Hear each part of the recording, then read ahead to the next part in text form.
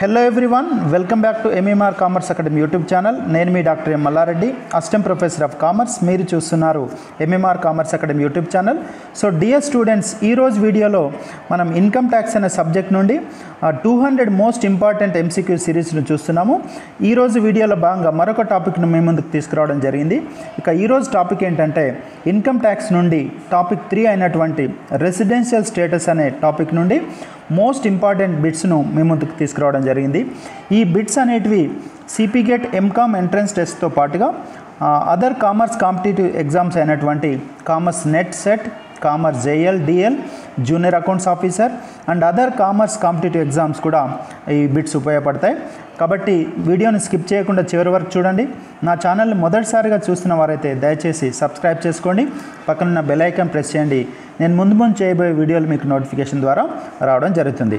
ఇక మరొక important note ఏంటంటే ఫైనాన్షియల్ అకౌంటింగ్ 1, ఫైనాన్షియల్ అకౌంటింగ్, తర్వాత అడ్వాన్స్డ్ అకౌంటింగ్, తర్వాత బిజినెస్ ఎకనామిక్స్ సంబంధించిన బిడ్ బ్యాంక్ వీడియోలు ఆల్రెడీ నా ఛానల్లో అందుబాటులో ఉన్నాయి. వాటికి సంబంధించిన లింక్ డిస్క్రిప్షన్లో ఉంటుంది, వాటిని కూడా చూడండి, మీకు చాలా బాగా ఉపయోగపడతాయి. ఇక మిమ్మల్ని విద్యార్థి స్థాయి నుండి మీకు ఉద్యోగం వచ్చేంత వరకు అవసరమైన కంటెంట్ని ఎప్పటికప్పుడు అందిస్తుంటాను. Kindly support my channel. దీన్ని మీ ఫ్రెండ్స్తో కూడా షేర్ చేయండి, ఛానల్ చూస్తూ ఉండండి. సో ఇక ఈరోజు వీడియోలోకి వెళ్ళిపోదాం. ఇక ఇన్కమ్ ట్యాక్స్ అనే సబ్జెక్ట్ నుండి 10 మోస్ట్ ఇంపార్టెంట్ బిట్స్ కవర్ అవుతాయి ఇందులో సిపి గెట్ ఎంకామ్ ఎంట్రన్స్లో. సో ఇప్పటివరకు ఆల్రెడీ 2 టాపిక్స్ కవర్ చేయడం జరిగింది, ఇది 3rd టాపిక్. ఈరోజు టాపిక్ ఏంటంటే రెసిడెన్షియల్ స్టేటస్. ఈ రెసిడెన్షియల్ స్టేటస్ నుండి మనం 1 or 2 బిట్స్ను ఈ సిపి గెట్ ఎంకామ్ ఎంట్రన్స్లో ఎక్స్పెక్ట్ చేయొచ్చు. సో మరి ఆ ఇంపార్టెంట్ బిడ్ బ్యాంక్ ఏంటి, ఆ ఇంపార్టెంట్ బిట్స్ ఏంటి అనేది మనం ఇప్పుడు డిస్కస్ చేద్దాం. Coming to first question, for the purpose of tax liability, the scope of the total income depends upon A.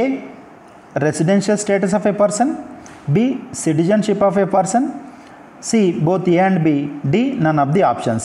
So ikkada the scope of the total income may be 2 types: the income earned in India, the income earned in outside of the India. So ఈ రెండిట్లో మొత్తం కలపాలా లేదా Indian income తీసుకోవాలనేది it depends upon the residential status, but it doesn't depend upon the citizenship of a person. కాబట్టి ఇది scope of the total income of a person will definitely depend upon residential status of a person only. కాబట్టి option A is the correct one. So that is residential status of a person. Number 2, which of the following sections contains the provision for determining the residential status of different types of persons? అంటే ఒక individual లేదా person సంబంధించిన residential స్టేటస్ను determine చేయడానికి సంబంధించిన section ఏ సెక్షన్లో ఉన్నాయి, provisions ఏ సెక్షన్లో ఉన్నాయి అనేది ప్రశ్న. ఇక option A section 5, B section 6, C section 3, D section 2. ఎందుకంటే సెక్షన్లకు సంబంధించిన ప్రశ్నలు కూడా నేరుగా అడుగుతున్నారు. So the provisions relating to determining the residential status of different types of persons are included in section 6 of the income tax act 1961. కాబట్టి option B section 6 is the correct one. ఈ 6లోనే కండిషన్స్ ఏ condition fulfil చేస్తే ఏ status వస్తుంది అనేది పూర్తిగా ఈ సెక్షన్ 6లో వివరించడం జరిగింది. కాబట్టి ప్రొవిజన్స్ అన్నీ కూడా సెక్షన్ 6లో ఉంటాయి. So option B is the correct one. Third one, the residential status of a person whose status is an individual can be of. అంటే రెసిడెన్షియల్ స్టేటస్, ఒక ఇండివిజువల్ యొక్క రెసిడెన్షియల్ స్టేటస్ ఎన్ని రకాలుగా ఉంటుంది? Option A resident and ordinary resident, yes. B. resident but ordinarily resident, C. non-resident, D. all of the options. So the residential status of a person can be of 3 categories. A, B, Cలో ఉన్నటువంటి ఆప్షన్స్ను మనం 3 రకాలుగా చెప్పవచ్చు. So కాబట్టి option D all of the options అనేవి మనం correct ఆన్సర్గా చెప్పవచ్చు. అంటే ఒక ఇండివిజువల్ యొక్క residential status may be resident and ordinary resident, resident but not ordinary resident, non resident కూడా కావచ్చు. కాబట్టి 3 రకాలైన రెసిడెన్షియల్ స్టేటస్ అనేటివి ఉంటాయి. కాబట్టి option D is the correct one. Next one, which of the following are the basic conditions for determining the residential status of general category of an individual? So ఇక్కడ 2 things మనం క్లియర్గా explain చేయాలి. To determine the residential status of an individual or a person there are 2 types of condition. One is the basic conditions, second one is the additional conditions.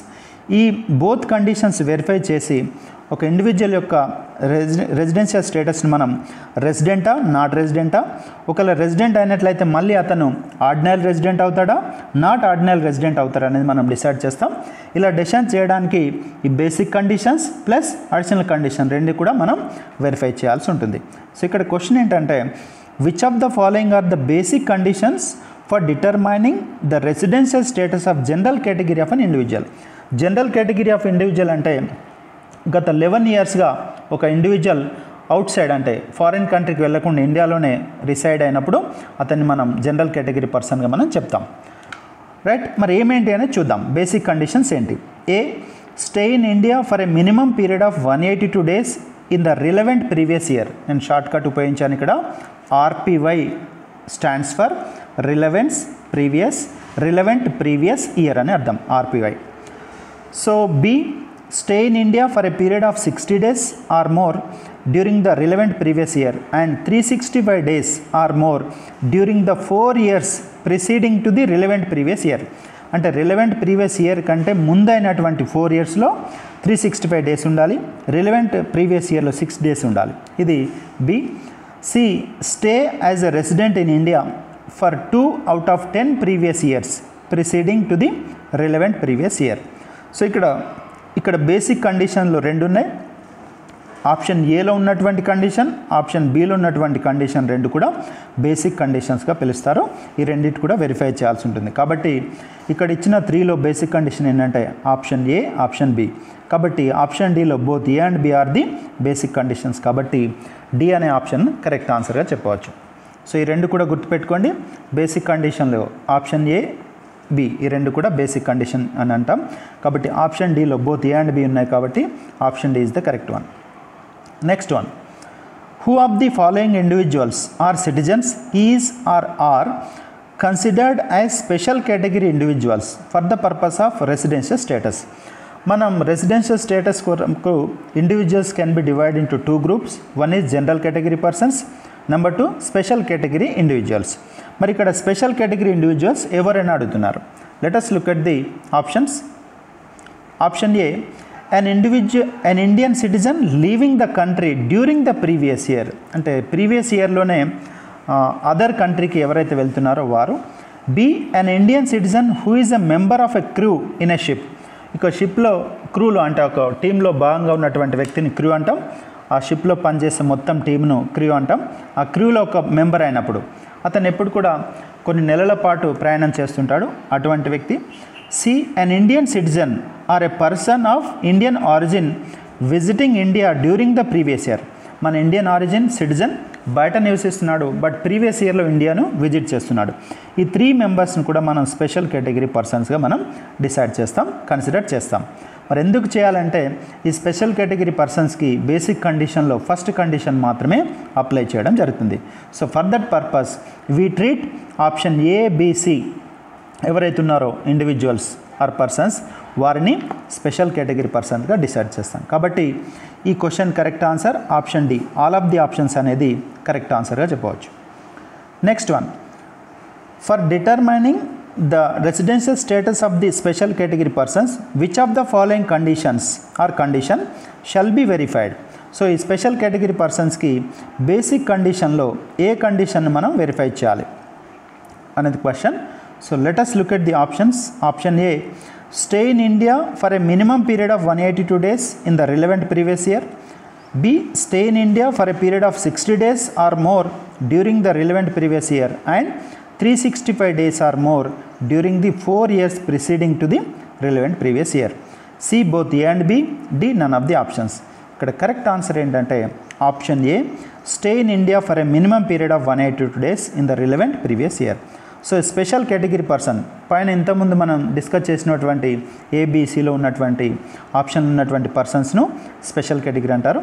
Special category అయినప్పుడు వారికి కేవలం basic కండిషన్లో first condition మాత్రమే verify చేయాలి. అది satisfy అయితే అతను resident అవుతాడు, ఒకవేళ సాటిస్ఫై చేయనట్లయితే అతన్ని నాన్ రెసిడెంట్గా ట్రీట్ చేయడం జరుగుతుంది. బట్ బేసిక్ కండిషన్లో సెకండ్ కండిషన్ను ఎట్టి పరిస్థితిలో వెరిఫై చేయకూడదు. ఎవరికి? స్పెషల్ కేటగిరీ పర్సన్స్కి. ఓన్లీ ఫస్ట్ కండిషన్ మాత్రమే చూడాలి. So option A is the correct answer. Next one, which of the following are the additional conditions for determining the residential status. So what are the additional conditions for determining the residential status మనం చూద్దాం. Option A, resident in India for 2 out of 10 previous years preceding to the relevant previous year. మరి resident అంటే ఏంటి? Minimum 182 days ఉన్నట్లయితే ఆ ఇయర్లో అతను ఆ ఇయర్కి రెసిడెంట్ అంటాం. అట్లా 10 ప్రీవియస్ ఇయర్లో అట్లీస్ట్ 2 సంవత్సరాలు రెసిడెంట్గా ఉండాలి. సో కాబట్టి అది option A. B, stay in India for a period of 730 days or more during the last 7 years preceding to the relevant previous year. So ఇక్కడ ఆప్షన్ ఏలో ఆప్షన్ బిలో ఇచ్చిన 2 కండిషన్స్ కూడా అడిషనల్ కండిషన్స్ అంటాం వీటిని. ఈ అడిషనల్ కండిషన్స్ కూడా మనం వెరిఫై చేయాలి. C, stay in India for a minimum period of 180 days in the relevant previous year. ఇది basic condition, this is not additional condition. కాబట్టి ఆప్షన్ డిలో ఉన్నటువంటి both A and B are the additional conditions. కాబట్టి option D is the correct answer. So ఈ 2 condition కూడా గుర్తుపెట్టుకోండి, ఏ condition, B condition, ఈ రెండింటి కూడా అడిషనల్ కండిషన్స్ అంటాం. మరొక ఇండివిజువల్ బేసిక్ కండిషన్ సాటిస్ఫై చేసిన తర్వాతనే అడిషనల్ కండిషన్ మనం వెరిఫై చేయాలి. అడిషనల్ కండిషన్ వెరిఫై చేసినప్పుడు 2 సాటిస్ఫై చేస్తేనే అతన్ని ఆర్డినరీ రెసిడెంట్ అంటాం. రెండిట్లో ఏదో ఒకటి సాటిస్ఫై చేసినా అతన్ని నాట్ ఆర్డినరీ రెసిడెంట్ అంటాం. అంటే బేసిక్ కండిషన్ సాటిస్ఫై చేయాలి, బేసిక్ కండిషన్ ఏదైనా ఒకటి, అడిషనల్ కండిషన్లో 2 సాటిస్ఫై చేస్తేనే అతన్ని రెసిడెంట్ అండ్ ఆర్డినరీ రెసిడెంట్ అంటాం. బేసిక్ కండిషన్ సాటిస్ఫై చేస్తూ అడిషనల్ కండిషన్లో ఒకటి మాత్రమే చేస్తే అతను రెసిడెంట్ అనొచ్చు, బట్ నాట్ ఆర్డినరీ రెసిడెంట్గా ట్రీట్ చేస్తాం. సో ఇది మనకు ఫైనల్గా ఇచ్చే కంక్లూజన్. సో ఈ 7th క్వశ్చన్కి both option A and B correct కాబట్టి ఆప్షన్ డిలో ఉన్నది మన correct answer. Coming to 8th question, if an individual satisfies both basic conditions. ఇక్కడ ఇచ్చారు, ఇక్కడ మనకు బేసిక్ కండిషన్స్ 2 ఉంటాయండి. Basic conditions number 1 and 2, additional conditions కూడా 1 and 2 ఉంటాయి. If an individual satisfies both basic conditions, 2 satisfy చేసినప్పుడు, 2 సాటిస్ఫై చేస్తే వెంటనే అతను రెసిడెంట్ అంటాం. అండ్ బోత్ అడిషనల్ కండిషన్లో 1, 2 సాటిస్ఫై చేస్తే both additional condition, then his residential status is A, resident and ordinary resident, B, resident but not ordinary resident, C, non resident, D, none of the options. మనం both basic condition satisfy చేస్తే అతను resident అంటాం, additional కండిషన్లు కూడా satisfy చేస్తే అతన్ని ordinary resident. 2 add చేస్తే అప్పుడు ఆన్సర్ రెసిడెన్షియల్ స్టేటస్ ఏమవుతుంది? Resident and ordinary resident. So ఇది ఈ question correct answer. Option A is the correct one. Next one, if a general category individual, general category గురించి అడుగుతున్నారు. If a general category individual satisfies 1 of the 2 basic conditions, అంటే basic condition 2 ఉంటే అందులో ఏదో ఒకటి satisfy చేసినప్పుడు general category పర్సన్స్కి 2లో ఏదో ఒకటి సాటిస్ఫై చేసిన అతన్ని రెసిడెంట్ అంటాం. ఇక and 1 of the 2 additional conditions, then his residential status is. ఇక్కడ క్వశ్చన్ ఏంటి? బేసిక్ కండిషన్లోనేమో 1 or 2 ఏదో ఒకటి సాటిస్ఫై చేసిన అతన్ని రెసిడెంట్ అంటాం. ఎవరికి? జనరల్ కేటగిరీ పర్సన్స్కి. అతను 1 సాటిస్ఫై చేసి 2 చేయకపోయినా, 2 సాటిస్ఫై చేసి 1 చేయకపోయినా అతను రెసిడెంట్ అనొచ్చు. ఎప్పుడు? జనరల్ కేటగిరీ పర్సన్ అయినప్పుడు. నెక్స్ట్, అడిషనల్ కండిషన్లో రెండిట్లలో ఏదో ఒకటి చేసినా, 1 చేసినా 2 చేసినా అతను నాట్ ఆర్డినరీ రెసిడెంట్ అంటాం. కాబట్టి ఈ కండిషన్స్కి రెసిడెన్షియల్ స్టేటస్ ఏమవుతుందంటే A, resident and ordinary resident, B, resident but not ordinary resident, C, non resident, D, none of the options. ఇక్కడ కరెక్ట్ ఆన్సర్ ఏంటి? కరెక్ట్ ఆన్సర్ ఏంటంటే బి, అతను బేసిక్ కండిషన్లో ఏదో ఒకటి సాటిస్ఫై చేసిన అతన్ని రెసిడెంట్ అంటాం. Right, so that is resident. But additional కండిషన్లో ఎప్పుడు కూడా మనం 2 సాటిస్ఫై చేస్తేనే అతన్ని ఆర్డినరీ రెసిడెంట్ అనాలి. రెండిట్లో ఏదో ఒకటి సాటిస్ఫై చేసిన అతన్ని నాట్ ఆర్డినరీ రెసిడెంట్గా పిలుస్తాం. కాబట్టి ఇలాంటి కండిషన్స్కి కరెక్ట్ ఆన్సర్ ఏంటి? Resident but not ordinary resident is the correct answer. కాబట్టి ఆప్షన్ బిలో ఉన్నటువంటి ఆన్సర్ కరెక్ట్ ఆన్సర్గా చెప్పవచ్చు. నెక్స్ట్, సో ఈ కండిషన్ అన్నీ కూడా ఒకసారి డిస్కస్ చేయండి, చూడండి. 10th one, basic conditions for determining the residential status of HUF. HUF stands for Hindu undivided family. Hindu undivided family కూడా మనకు 2 రకాలైన కండిషన్స్ ఉంటాయి. బేసిక్ కండిషన్ ఉంటుంది, అడిషనల్ కండిషన్. ఒక ఇండివిజువల్కి ఎలా ఉంటుందో ఇక్కడ 2 types ఆఫ్ కండిషన్స్ ఉంటాయి. మరి ఏంటనే చూద్దాం. Basic conditions for determining the residential status of HUF. So Hindu undivided family.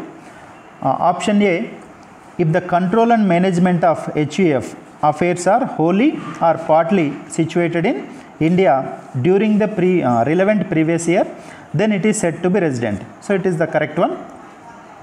Option B, if the control and management of HUF affairs are wholly situated outside of India, then HUF is treated as non-resident. So it is also correct. ఈ రెండింటిని కూడా మనం basic కండిషన్స్గా పిలవచ్చు.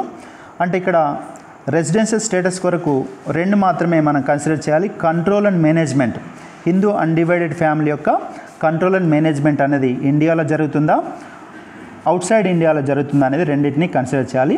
ఈ రెండు కూడా అంటే హోలీ కానీ పార్ట్లీ కానీ ఇండియాలో జరిగినప్పుడు రెసిడెంట్గా ట్రీట్ చేస్తాం, కంప్లీట్గా అవుట్ సైడ్ అయినప్పుడు నాన్ రెసిడెంట్గా ట్రీట్ చేయాలి. కాబట్టి ఆప్షన్ ఏ, బిలో ఉన్నటువంటి రెండు కూడా బేసిక్ కండిషన్స్గా చెప్పవచ్చు. కాబట్టి 10th క్వశ్చన్ కరెక్ట్ ఆన్సర్ ఏంటంటే C, both A and B, these are the two basic conditions for determining the residential status of the HUF. మరి ఏం కన్సిడర్ చేస్తున్నారు ఇక్కడ? Control and management. Control and management అంటే ఏంటంటే వాళ్ళ యొక్క బిజినెస్ అఫైర్స్ సంబంధించిన నిర్ణయాలు, వాళ్ళ బిజినెస్ కంటిన్యూ చేయడం, వీటికి సంబంధించిన వాటిని అన్ని కూడా కంట్రోల్ అండ్ మేనేజ్మెంట్ అంటారు. సో ఇండియాలో కొంత భాగం కానీ మొత్తం కానీ చేసిన రెసిడెంట్ అనొచ్చు. మొత్తం కాకుండా మొత్తం అవుట్ సైడ్ ఇండియాలో చేసినప్పుడు దాన్ని నాన్ రెసిడెంట్గా ట్రీట్ చేయాలి. కాబట్టి option C, both A and B are the correct one. అంటే option C is the correct answer. 11th one, for determining the residential status of HUF additional conditions are verified in case of. So ఇక్కడ interesting point ఒకటి మీకు చెప్పాలి. ఈ HUF విషయంలో కూడా basic conditions ఉంటాయి, additional conditions ఉంటాయి. ఈ బేసిక్ కండిషన్ అంటే HUF విషయంలో బేసిక్ కండిషన్ అనేది control and management of HUF. అంటే హిందూ అన్డివైడెడ్ ఫ్యామిలీ యొక్క కంట్రోల్ అండ్ మేనేజ్మెంట్ ఎక్కడ జరుగుతుంది, ఇండియాలోనా అవుట్ సైడ్ ఇండియాలో, హోలియా పార్ట్లియా అనేది కంట్రోల్ అండ్ మేనేజ్మెంట్ ఆఫ్ HUFని చూస్తాం. అంటే హిందూ అన్డివైడెడ్ ఫ్యామిలీ యొక్క కంట్రోల్ అండ్ మేనేజ్మెంట్ అంటే HUF సంబంధించి బేసిక్ కండిషన్ చూస్తాం. బట్ అడిషనల్ కండిషన్ చూసేటప్పుడు మాత్రం కర్త కానీ లేదా మేనేజర్ కానీ ఇండియాలో ఎంతకాలం ఉంటుండే అనే దాన్ని బట్టి అడిషనల్ కండిషన్ మనం వెరిఫై చేయాలి. అంటే రెండు విధాలుగా ఉంది. బేసిక్ కండిషన్ ఏమో HUF సంబంధించి ఉంటుంది, అడిషనల్ కండిషన్స్ ఏమో కర్త అంటే ఎవరు? The head of the Hindu undivided families called as కర్త. ఒకవేళ కర్త లేనట్లయితే ఆ కర్త తర్వాత ఉన్నటువంటి సీనియర్ని మనం మేనేజర్గా చూస్తాం. సో కర్త లేదా మేనేజర్కి సంబంధించి ఎన్ని సంవత్సరాలు ఇండియాలో రెసిడెంట్గా ఉంటున్నాడో అనేది అడిషనల్ కండిషన్లో వెరిఫై చేస్తాం. So this is the question. So for determining the residential status of HUF additional conditions are verified in case of.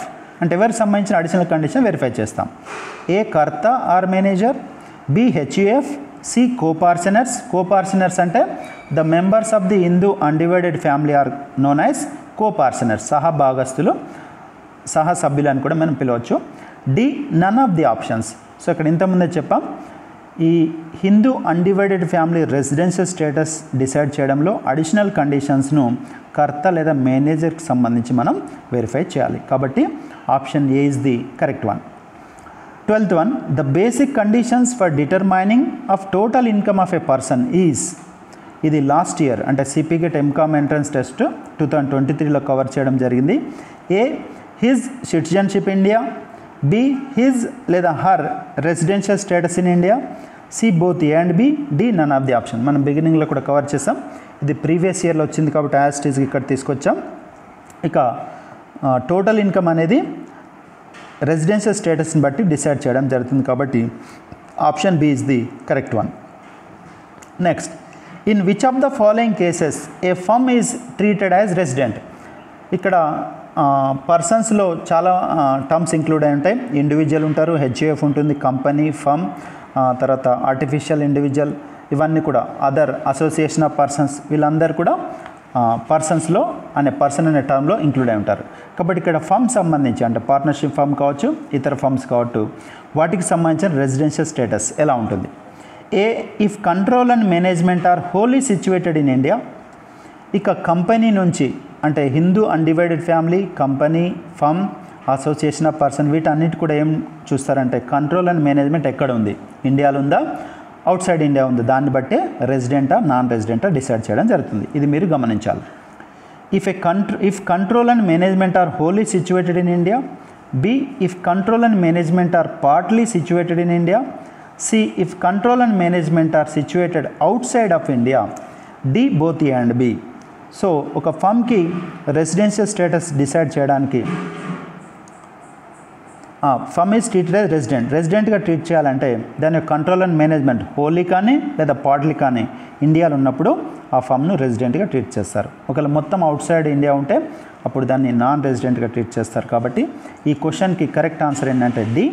Both A and B options అంటే బోత్ ఏలో బిలో ఉన్నటువంటి రెండు సాటిస్ఫై చేసిన ఆ ఫర్మ్ని రెసిడెంట్గా ట్రీట్ చేయడం జరుగుతుంది. కాబట్టి option D is the correct one. Next one, for determining the residential status of the company it is covered under section 6 subsection 3. Which of the following conditions are to be considered? A. The place of incorporation of the company. B. The place of effective management of the company. C. The place of working of employees. D. Both A and B. So ikkada both A and B ante option D is the correct one. Company విషయంలో కూడా అది ఎక్కడ incorporate చేయబడింది అంటే ఎక్కడ establish చేయబడింది, దాని యొక్క ఎఫెక్టివ్ కంట్రోల్ అండ్ మేనేజ్మెంట్ ఎక్కడ ఉందనే బట్టి దాని యొక్క రెసిడెన్షియల్ స్టేటస్ డిసైడ్ చేయడం జరుగుతుంది. కాబట్టి ఆప్షన్ ఏ బి కూడా రెండు కరెక్టే. ఈ రెండు కూడా ఇక్కడ డి అనే ఆప్షన్లు ఇచ్చాం. Both A and B are the correct answers. కాబట్టి option D is the correct one. ఇక ఈ వీడియోలో లాస్ట్ క్వశ్చన్ అంటే రెసిడెన్షియల్ స్టేటస్ అనేది ఒక చిన్న టాపిక్ కాబట్టి ఇందులో ఒక 15 క్వశ్చన్స్ని మీ ముందుకు తీసుకురావడం జరిగింది. ఇక చూద్దాం. The residential status of a person may dash every year. A change, B not change, C both A and B, D none of the options. So the residential status of a person may change every year but the citizenship may not change. అంటే ఒక వ్యక్తి యొక్క citizenship అనేది change కాదు, but అతని యొక్క residential status అనేది previous ఇయర్లో ఎన్ని రోజులు ఇండియాలో ఉన్నాడో దాన్ని బట్టి చేంజ్ అవుతుంటుంది. కాబట్టి కరెక్ట్ ఆప్షన్ ఏంటంటే option A, it may change. The residential status of a person may change every year. So కాబట్టి 15th క్వశ్చన్కి ఆన్సర్ ఏంటి? ఏ చేంజ్. సో ఇవ్వండి ఇంపార్టెంట్ క్వశ్చన్స్ రెసిడెన్షియల్ స్టేటస్ అనే టాపిక్ నుండి మనం ఇప్పటివరకు డిస్కస్ చేసినవన్నీ కూడా మోస్ట్ ఇంపార్టెంట్. సో దీని నుండి 1 or 2 క్వశ్చన్స్ కవర్ కావడానికి అవకాశం ఉంది. సో ఈ వీడియో నచ్చినట్లయితే లైక్ చేయండి, మీ ఫ్రెండ్స్తో షేర్ చేయండి, తప్పకుండా నా ఛానల్ సబ్స్క్రైబ్ చేసుకోండి. మీకు ముందు మంచి కంటెంట్ మీ ముందుకు తీసుకొస్తాను. So thank you very much for watching this video. Thank you one and all.